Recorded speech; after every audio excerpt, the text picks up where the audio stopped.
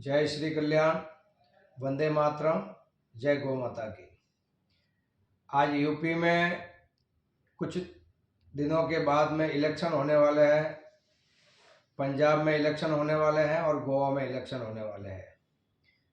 आने वाले समय में आप सभी से मेरा निवेदन है कि अगर आपको लव जिहाद के चक्कर में नहीं फंसना है, धर्म परिवर्तन नहीं करना है और इस हिंदुस्तान को अपना देश मान करके जीना है, तो मात्र अपने पास में एक ही सहारा है, नरेंद्र मोदी।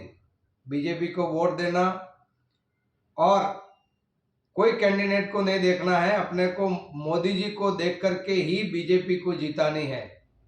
नहीं तो आने वाले समय में आप क्या सोचते हैं कि इस देश में हम जीवित रह सकते हैं? आप कमाने के चक्कर में, प्रॉपर्टी खरीदने के चक्कर में, बड़े बड़े बिजनेसमैन, उद्योगपति बनने के चक्कर में आप इस देश को खो देंगे, क्योंकि अकेला मोदी ही इस देश की रक्षा करने का कोई ठेका लेके नहीं रखा है।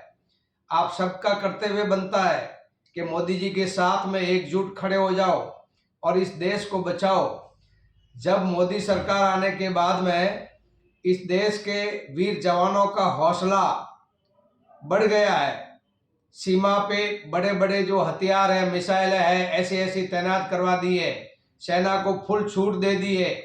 और इस 5 साल के अंदर और अगले 5 साल के अंदर कितने आतंकवादियों का सफाया किया है, आप रोज देखते ही हो।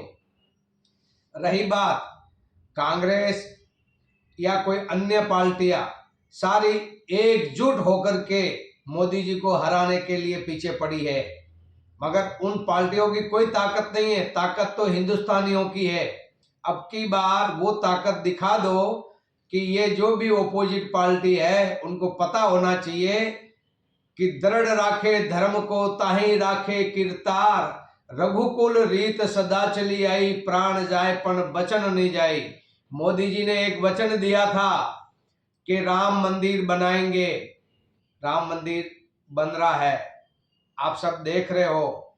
और इस राम मंदिर बनाने के बीच में 76 साल से कोर्ट में ये फाइलें घसीटती थी, कितने रोड़े डाले जा रहे थे। कांग्रेस की बिल्कुल उम्मीद नहीं थी कि राम मंदिर बने। और रही बात अपनी आपस की फूट के कारण से हिंदू आतंकवादी, भगवा आतंकवादी, ये बार बार चिल्लाते रहते हैं। इसलिए सभी हिंदू, ये मेरा वीडियो सिर्फ हिंदू भाइयों के लिए है, कोई मुसलमानों के लिए नहीं है। सभी जन एकजुट होकर के अपने रिश्तेदार से रिश्तेदार तक तार मिलाइए और मोदी जी को जिताइए। और राज्य में और केंद्र में बीजेपी सरकार अगर आएगी तो ये किसानों का बहाना लेकर के इस देश के अंदर इतना खिलवाड़ नहीं होगा। 1 साल से डुप्लीकेट किसान अपने दिल्ली में रोड जाम करके बैठे थे। ओरिजिनल किसानों को तो टाइम ही नहीं मिलता है, वो बेचारे घर पे खेती करें, नहीं करें तो उनके बच्चे भूखे मरते हैं। ठीक है ना। देश विदेशों से फंड आता है और वो फंड देकर के लोगों को रोड पे बिठा देते, किसानों को बदनाम करने के लिए, मोदी जी को बदनाम करने के लिए, बीजेपी सरकार को बदनाम करने के लिए। योगी जी ने अपना कर्तव्य निभाया कि धर्म की रक्षा कैसे होती है। आज यूपी के अंदर देखो कितने आतंकवादियों को छपड़ा साफ कर दिया, कितनों को जेल में डला दिया। इसलिए जो सत्ताधारी, जो वंशवादी जो पार्टियां थी, वो आज खलबला गई है, क्योंकि मोदी जी के नाम का डंका पूरे विश्व में बज रहा है। और आज मोदी जी को देख लो कि पूरे देश के लिए इतने समर्पित है कि ऐसा नेता दोबारा अपने को नहीं मिलेगा। इस मातृभूमि को बचाने के लिए, इस भारत देश को बचाने के लिए मोदी जैसा कोई प्रधानमंत्री अपने को दोबारा मिलने वाला नहीं है।